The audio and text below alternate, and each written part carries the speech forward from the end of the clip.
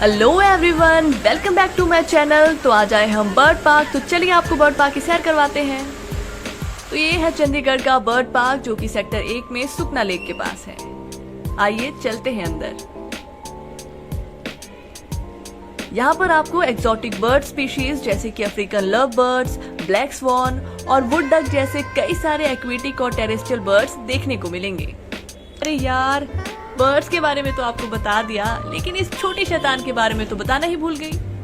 तो ये है मेरी प्यारी नीस पीहू और ये है पीहू की माता श्री।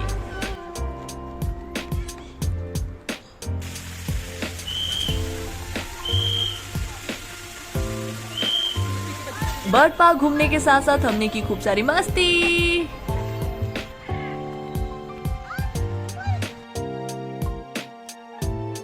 चलिए आज के लिए बस इतना ही, मिलते हैं अगले व्लॉग में।